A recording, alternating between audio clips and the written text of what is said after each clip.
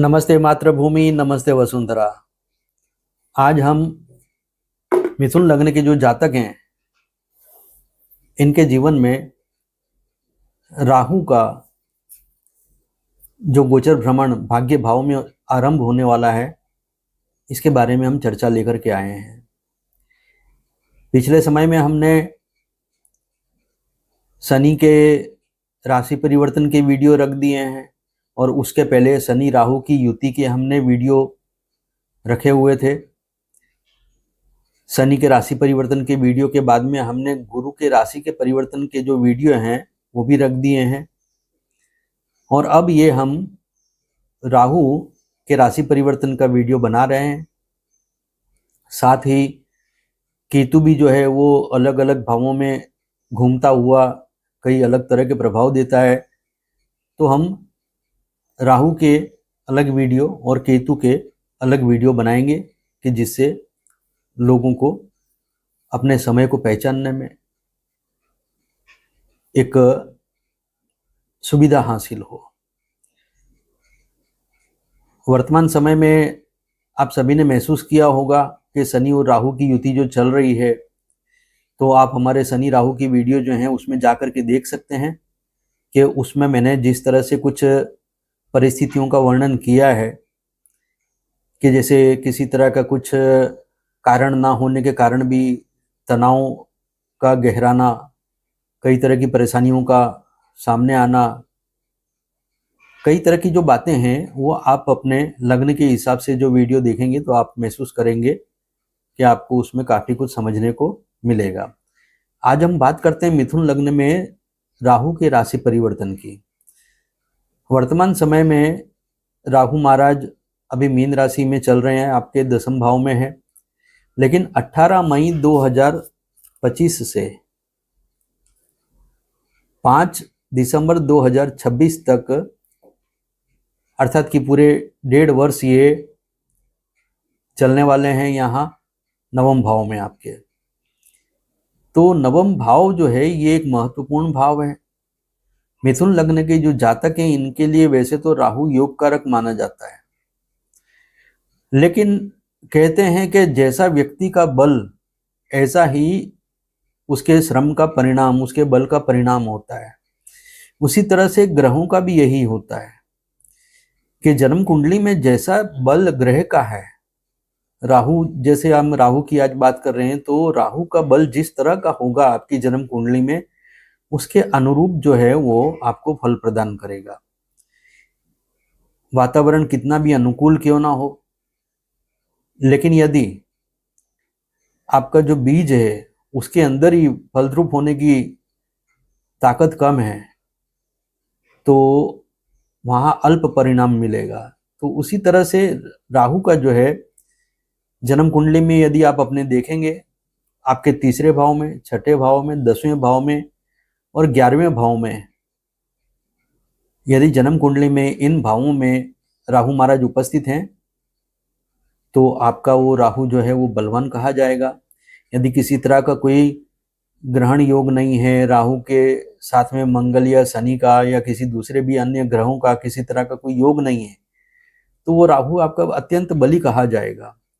तो ऐसा जो बली राहु है यदि आपकी जन्म कुंडली में, तो आपको काफी कुछ शुभ फल देगा। कुंभ राशि में जो गोचर भ्रमण होने वाला है, कुंभ राशि जो है ये राहु के लिए मूल त्रिकोण राशि कही जाती है। Aquarius is collective gain of the universe.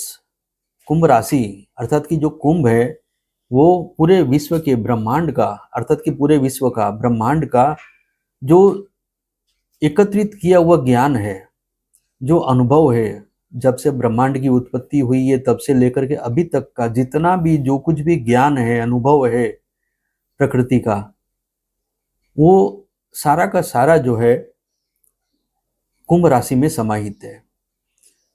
यदि आपका राहु शुभ फल देने वाला है तो आपके लिए बहुत ही ज़्यादा ये लाभदायी रहेगा। वाक चातुर्य में वृद्धि होगी, आपकी बुद्धि जो है बहुत ज़्यादा चतुराई हासिल करेगी, वणिक बुद्धि बनेगी, गहन खोजकर्ता बनेगी बुद्धि आपकी, रसमग्न मस्तिष्क होगा आपका। रसमग्न मस्तिष्क का अर्थ होता है कि किसी न किसी क्रिएटिव काम में आप अपने आप को बिजी पाएंगे और बड़ा ही उसके अंदर आप अपने आप को मस्त रख पाएंगे, मग्न रख पाएंगे।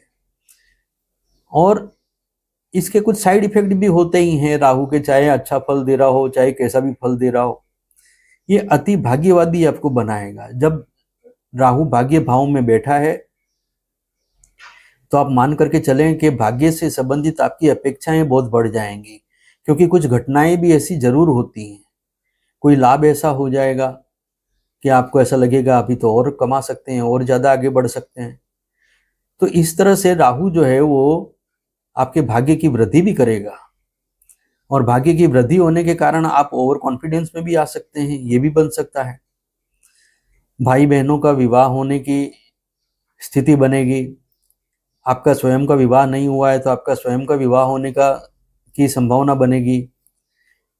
अध्ययन में आपको विशेष सफलता प्राप्त होगी, आपकी कीर्ति बढ़ेगी। विदेश से संबंधित यदि कोई कार्य कर रहे हैं या विदेश में जाने का प्लान कर रहे हैं अथवा तो विदेश में पढ़ाई करने की सोच रहे हैं, तो ऐसी परिस्थिति में आपको विदेश से संबंधित भी आपको लाभ अवश्य प्राप्त होगा। यदि जन्म कुंडली में आपके राहु पीड़ित हो तो संपत्ति के बंटवारे से संबंधित आपको कोई विवाद हो सकता है। किसी स्त्री के कारण पुरुष को और पुरुष के कारण स्त्री को किसी तरह का कलंक लग जाने की संभावना बन सकती है। बेरोजगारी आप पर हावी हो सकती है। बुद्धि, प्रतिभा और साथ में अवसर के सामने आने पर भी उस अवसर का आपके हाथ से निकल जाना, ये भी संभव हो सकता है यदि आपकी जन्म कुंडली में राहु पीड़ित हो, किसी तरह से वो कमजोर स्थिति में हो। व्यक्ति से कोई ऐसी भूल हो जाए कि वो खुद ही अपने आप का मजाक बना करके खड़ा हो जाए, उपहास का पात्र हो जाए, अपने आप को मूर्ख साबित कर ले। पिता अथवा सरकार से मतभेद आपके उभर करके आ सकते हैं। विरोध वृद्धि जो है इसके संयोग बनेंगे, अर्थात कि आप में भी वो भावना जागेगी कि सबका विरोध करना है, और कुछ लोगों को भी आप अपना विरोध करते हुए अवश्य पाएंगे। कई बाधाएं आपके सामने एक के बाद एक आती रहेंगी। ये जो मैं बता रहा हूं, जन्म कुंडली में यदि राहु आपका पीड़ित है तो, यदि आपका राहु पीड़ित नहीं है तो ये सब जो बातें हैं ये आपके सामने नहीं आएंगे। अब हम बात करते हैं 18 मई 2025 से 23 नवंबर 2025 तक। पूर्वा भाद्रपद नक्षत्र जो है ये गुरु का नक्षत्र है। इसमें राहु जो है ये आपके 18 मई 2025 से 23/11/2025 तक चलने वाला है। ये गुरु के नक्षत्र में राहु का जो गोचर है, ये यहाँ पर गुरु जो है आपका सप्तमेश और दशमेश है। यहाँ देख रहे हैं आप, धनु राशि है सप्तम भाव में और मीन राशि है दशम भाव में। तो गुरु जो है ये आपका सप्तमेश भी है और दशमेश भी है। मिथुन लग्न हो या कन्या लग्न हो तो गुरु केंद्राधिपति दोष में ग्रस्त हो जाता है।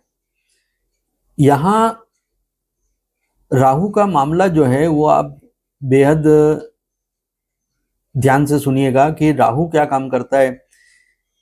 कि जैसे गुरु है, यदि किसी के लिए गुरु अगर प्रतिकूल है, किसी की जन्म कुंडली में यदि गुरु प्रतिकूल है, गुरु की अंतर्दशा, महादशा या गुरु के नक्षत्र में जब भी ग्रहों का गोचर होता है तो उसमें किसी न किसी तरह की परेशानी होती है, तो राहु वहां से जब निकलेगा, राहु वहां से जो गोचर करेगा तो वो लाभ देगा। क्योंकि जहां पर गुरु लाभ नहीं देता है तो वहां पर राहु लाभ देगा, और जहां पर गुरु लाभ देता है तो वहां राहु नुकसान करने की कोशिश करता है। क्योंकि राहु को किसी भी सूरत में गुरु का विरोध करना है। तो ये संभावनाएं यहाँ पर ये बताती है कि राहु यहाँ आपके जो सामाजिक प्रतिष्ठा है, आपका जो जीवन स्तर है, आपका जो कारोबार है, उसको येन केन प्रकारेण, अर्थात कि किसी भी तरह की युक्तियों से, किसी भी तरह की चालाकियों से, किसी भी तरह की जो है आपके प्रपंच ना कहें तो हम आयोजन कहें, किसी तरह के प्लानिंग से, या फिर किसी तरह का जो है एक तरह का जिसे हम कहते हैं कि टेम्पररी जो हम अपनाते हैं कि भाई चलो शॉर्टकट जो कर लें, तो इस तरह से कुछ भी आप करेंगे और ये राहु जो है आपको काफी अनुकूलता प्रदान करेगा। राहु यहाँ पर चतुराई आपको अवश्य देगा, लेकिन इस चतुराई का उपयोग यदि आप अपना कार्य संपन्न करने के लिए करते हैं और ये ध्यान रखते हुए कि इसमें किसी को कोई नुकसान तो नहीं है, किसी को हानि तो नहीं है, तो यहाँ पर राहु जो है वो तो आपको जो बड़े फल देने ही वाला है वो देगा ही, किंतु भविष्य में भी आपको किसी तरह की कोई परेशानी नहीं होगी। और हाँ, यहाँ अगर ऐसा हुआ कि राहु आपको सपोर्ट कर रहा है, आपको किसी प्रकार के आयोजन में, किसी प्रकार के प्लानिंग में आपको सफलता देने वाला है, लेकिन ऐसी सूरत में यदि आपने ये सोचा कि किसी को नुकसान पहुंचता है तो पहुंचे, मैं अपना उल्लू सीधा कर लूं, मैं अपना लाभ कमा लूं, अगर ऐसा आपने कुछ किया तो फिर उसके दूरगामी जो परिणाम हैं वो भी आपको भुगतने होंगे। अर्थात कि वर्तमान में आपको लाभ दिखाई दे जाएगा, लेकिन बाद में जो है आपको उसका भुगतान अवश्य करना पड़ेगा। कई बार ये भी देखा गया है कि राहु जब देने पे आता है तो बड़े बड़े लाभ देता है कई तरह की चतुराइयां करा करके, लेकिन उसके बाद में फिर ये भी देखा गया है कि वो जो है लाभ दे करके चला जाता है, लेकिन नियति अपना काम करती है और बाद में फिर वो जो कुछ भी मिला था उस समय में, पिछले समय में, उससे ज्यादा का अधिक रखना भी पड़ जाता है। तो ये बातें भी यहाँ पर आपके सामने आ सकती है। 18 मई 2025 से 18 अक्टूबर 2025 तक का जो समय काल है, राहु महाराज आपकी मिथुन राशि में चलने वाले हैं। आपको याद रखना होगा कि गुरु महाराज जो है, गुरु ग्रह जो है 18 मई 2025 से 18/10/2025 तक गुरु महाराज जो हैं ये आपके मिथुन राशि में चलने वाले हैं, और लग्न में गुरु का जो गोचर है यहाँ से राहु के ऊपर, जैसे गुरु आपका यहाँ जब आएगा तो यहाँ से राहु पर नवम दृष्टि जो है पड़ेगी। राहु और गुरु का नवपंचम योग बनने वाला है। ये 18 अक्टूबर तक 14 मई 2025 से 14 मई 2025 से गुरु का राशि परिवर्तन होगा, और ये 18 अक्टूबर तक जो है आपके राहु पर गुरु की दृष्टि चलने वाली है।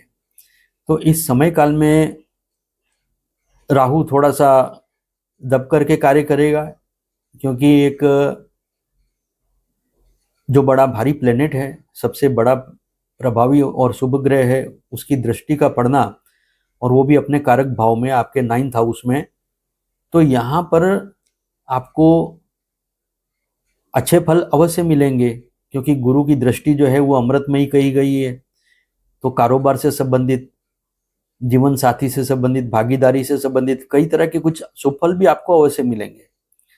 लेकिन इस समय काल में भाग्य पर आधारित जो आपके कार्य रहेंगे, जो किसी तरह के जो प्लानिंग आपने सोच रखे हैं, उस सब में आपको कुछ व्यवधान जो है, विरोध जो है, आपको ऑब्स्टिकल जो है आपको यहाँ पर मामूली देखने पड़ सकते हैं।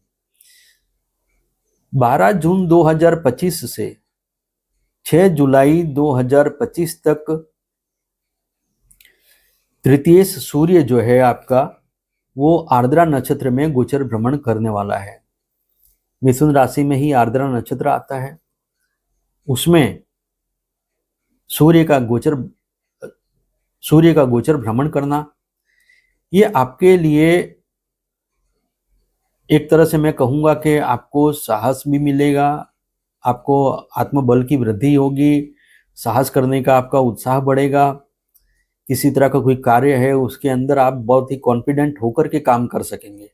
लेकिन याद रहे कि राहु के नक्षत्र में आया हुआ ग्रह, अर्थात कि राहु के संपर्क में आया हुआ ग्रह, आपकी वाणी में उग्रता देखने को मिलेगी, मस्तिष्क में क्रोध का आपको समावेश दिखाई देगा, बिना कारण के क्रोध आपका बढ़ा चढ़ा मिलेगा। तो ये सब बातों को आपको ध्यान रखना होगा। सूर्य आर्द्रा नक्षत्र में चलेंगे तो उस समय काल में विशेष तौर पर बरसातों का टाइम होगा। वाहन चलाते समय मोबाइल पे बात करना अथवा तो कहीं पे किसी से बात करते समय ध्यान न रखना, वाणी में संयम न रखना, बहुत ज़्यादा उत्तेजित हो जाना, इन सब बातों से आपको बचना पड़ेगा। क्योंकि सूर्य तृतीय से लग्न में वैसे भी उसका बल बढ़ता है, और वो भी राहु के संपर्क में आने के कारण, अर्थात कि राहु के आर्द्रा नक्षत्र में चलने के कारण बहुत ज़्यादा ही कुछ आप से दुस्साहस भी ये स्थिति करवा सकती है। तो विशेष तौर पर इन बातों का अवश्य ध्यान रखें। 14 जून 2025 से 13 अगस्त 2025 तक का जो समय काल है, इस समय काल में गुरु ग्रह भी जो हैं वो राहु के आर्द्रा नक्षत्र में चलने वाले हैं। आपको याद रखना होगा, इस समय काल में छोटे जो भाई बहन हैं, जीवन साथी हैं, उनसे संबंधित जो आपका किसी तरह का कोई टीम वर्क चल रहा हो, आपका जो कुछ भी व्यापार है, उसमें आपको बेहद सावधानी से काम करना होगा। क्योंकि राहु के नक्षत्र में सूर्य का भी गोचर भ्रमण होना और गुरु का भी गोचर भ्रमण होना, गुरु और सूर्य का लगभग एक ही समय काल रहेगा साथ में गोचर भ्रमण करने का। 12 जून से सूर्य का गोचर भ्रमण होगा और 14 जून से गुरु का गोचर भ्रमण आर्द्रा नक्षत्र में होने वाला है। तो इस समय काल में आपको बहुत ही ज़्यादा सावधानी रखने की आवश्यकता रहेगी। जो कि राहु आपको स्पष्ट रूप से कुछ शुभ फल देने की संभावनाएं अवश्य दिखा रहा है, लेकिन कहीं पर मति भ्रम हो जाना, ओवर कॉन्फिडेंस हो जाना, ये गुरु और सूर्य के आर्द्रा नक्षत्र में चलने के कारण आपके सामने समस्याएं यहाँ आ सकती हैं। 24 नवंबर 2025 से 1 अगस्त 2026 तक सदभिषा नक्षत्र में राहु का गोचर भ्रमण रहेगा। आपके जीवन में 18 साल के बाद में इस समय काल का पुनरावर्तन होने वाला है, अर्थात कि आज से 18 साल पहले राहु का गोचर जो है इस राशि में, इस नक्षत्र में हुआ था, जो ये फिर से होने वाला है।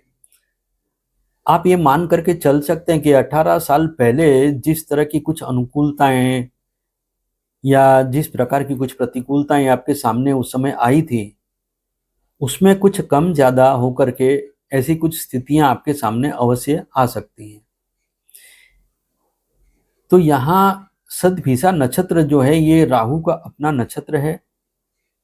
राहु के अपने नक्षत्र में राहु का प्रफुल्लित होना तो स्पष्ट दिखता है, और वो भी मिथुन लग्न का स्वामी जो बुध है वो राहु का परम मित्र है। और ये जो काम त्रिकोण है 3, 7, 11 का, तो नवम भाव में राहु का अपने नक्षत्र में गोचर भ्रमण करना, शनि की जो मूल त्रिकोण राशि है वही राहु की भी मूल त्रिकोण राशि है। ये समय काल आपके लिए किसी तरह के किसी बड़े लाभ और किसी बड़े अवसर को तो स्पष्ट रूप से दिखा रहा है। असंभव कार्य का आपका संभव हो जाना, जिस कार्य को आप कई सालों से करने की सोच रहे थे, कर नहीं पा रहे थे, वो आपका कार्य जो है इस समय काल में संभव होने की संभावनाएं पूर्ण रूप से बनी हुई है। यहाँ पर व्यापार में, नौकरी में कई तरह के लाभ मिलने की संभावना है। निरंतर जो आपका लाभ मिल रहा है, निरंतर जो रोजगारी आपकी चल रही है, उसमें वृद्धि होने की संभावना है। विशेष तौर पर व्यापार से संबंधित कहें, नौकरी से संबंधित कहें, तो स्थानांतर होने की संभावना भी है। पदोन्नति आपकी हो सकती है। यदि नौकरी कर रहे हैं, प्रमोशन की राह देख रहे हैं, तो इस समय काल में प्रमोशन होने की संभावनाएं भी है। शनि वर्तमान समय में दसम भाव में गोचर भ्रमण कर रहा है। शनि का दसम में होना और राहु का नवम में होना, वैसे कहते हैं कि राहु के अगले घर में यदि शनि होता है तो वो राहु के जो कोई प्रतिकूल फल हो उनको वो रोकता है, और राहु के जो शुभ फल हैं तो वो उसको कंटिन्यू करता है, उसको आपको मिलने देता है। शनि दसम भाव में है, अच्छी स्थिति में है। आपका भाग्येश, आपका अष्टमेश होकर के शनि दसम भाव में है। शनि के दसम भाव में फल अच्छे कहे गए हैं। कालपुरुष कुंडली के अनुसार भी शनि लाभ भाव और कर्म भाव का स्वामी है। राहु के लिए एक तरह से मित्रवत कहा गया है। तो विशेष तौर पर ये जो समय काल है, इस समय काल में यदि आप कुछ क्रिएटिव करना चाहते हैं, आप कोई बड़ा कदम उठाना चाहते हैं, आप कोई बड़ा साहस करना चाहते हैं, तो आप कर सकते हैं। सिर्फ अपनी क्षमता का ध्यान आपको रखना जरूरी है, क्योंकि राहु जो है वो ब्रेक द बाउंड्री, राहु का काम है। वो कहता है कि अपनी क्षमता का विचार मत करो, बस कूद पड़ो। तो बिल्कुल उसके कहने में नहीं चलना है, अपनी क्षमता को अवश्य पहचानना है। और ये समय काल तो आपके लिए बहुत ज़्यादा अनुकूल है, क्योंकि राहु के अगले घर में ही शनि महाराज बैठे हुए हैं। राहु नवम में है तो दसम में शनि उपस्थित हैं। इसके बाद हम बात करते हैं 2 अगस्त 2026 से 5 दिसंबर 2026 तक। तो 2 अगस्त 2026 से 5 दिसंबर 2026 तक का जो समय काल है, इस समय काल में धनिष्ठा नक्षत्र में, अर्थात कि मंगल के नक्षत्र में राहु का गोचर भ्रमण होने वाला है। ये जो समय काल है ये आपके लिए विशेष तौर पर थोड़ा सा कष्टदायी अवश्य साबित होगा, क्योंकि मंगल जो है वो आपके लिए लाभेश भी है, अष्टमेश भी है, और साथ ही लग्नेश बुध का परम शत्रु है, राहु का भी परम शत्रु है। तो ये जो समय काल है ये आपके लिए कुछ कष्टदायक साबित होगा। यहाँ विशेष तौर पर 18 सितंबर 2026 से 5 दिसंबर 2026 तक मंगल की दृष्टि भी राहु पर होगी। यहाँ पर एक बात अवश्य बनेगी कि पिछले समय में यदि आपने सावधानी पूर्वक कोई कार्य किए हैं तो यहाँ इस समय काल में आपको कोई परेशानी नहीं होगी।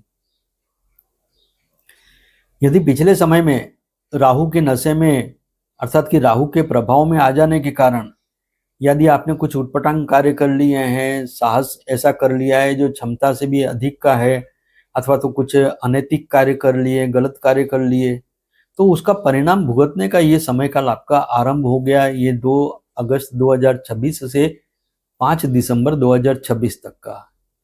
इन 4 महीनों के अंदर आपको काफी कुछ जो है सहन करना पड़ सकता है, आपको परेशानियों का सामना करना पड़ सकता है। विशेष तौर पर अधिक से अधिक लाभ पाना, ये जो व्यक्ति के अंदर एक विशेष इच्छा होती है, उस विशेष इच्छा का खराब परिणाम जो है वो इस समय काल में आपके सामने आ सकता है। यहाँ पर अड़चनें तो आपको बहुत आएंगी, लेकिन इस समय काल में आप एक ही काम करें, उन अड़चनों को चलने दें उनकी जगह पर, और जो कुछ भी आपने कमाया है, जो कुछ भी आपने बचाया है, उसको संभालने की कोशिश करें। नया कोई लाभ हाथ में नहीं आता है तो उसको भूल जाएं, लेकिन कहीं नया लाभ पाने के चक्कर में अतिरिक्त साहस करने का यदि आपने प्रयास किया तो आप मान करके चलिए कि नया लाभ तो हाथ में नहीं आएगा, और जो आपने पिछले समय में एकत्रित करके रखा हुआ है वो भी आपका दांव पे लग जाएगा और आपके हाथ नहीं आएगा। तो ये जो बातें हैं इनको आप विशेष तौर पर ध्यान में लेकर चलिएगा। लग्न में गुरु जो है वो 18 अक्टूबर 2025 तक चलने वाले हैं। राहु से नवपंचम योग बनाएंगे। ये समय काल जो है भक्ति पूजा करने के लिए, मंत्र जाप करने के लिए, ये समय काल बहुत ज़्यादा प्रोडक्टिव रहेगा। अर्थात कि सामान्य दिनों में जो आपको लाभ मिलता है पूजा पाठ का, उससे कई गुना अधिक लाभ इस समय काल में मिलेगा। जब 18 अक्टूबर तक, 18 मई 2025 से 18 अक्टूबर 2025 तक गुरु की दृष्टि जो है ये आपके राहु पर चलने वाली है। उपाय में मैं ये कहूँगा कि ओम दुम दुर्गाय नमः, ये जो मंत्र है ये विशेष तौर पर मिथुन लग्न के जातकों के लिए काफ़ी प्रभावी रहेगा। तो ये मंत्र जो है इसका जाप करें, विष्णु सहस्त्र नाम का जाप करें, और रविवार के दिन देवी मंदिर में जाकर के नारियल चढ़ाएं। नारियल चढ़ाने से राहु प्रसन्न होते हैं। तो विशेष तौर पर ये उपाय के तौर पे जो मैंने बताया है ये आप अवश्य करें। मैं आशा करता हूं कि मिथुन लग्न के जातकों के लिए जो जानकारी मैंने दी है इससे वे विशेष लाभान्वित होंगे। धन्यवाद। नमस्कार।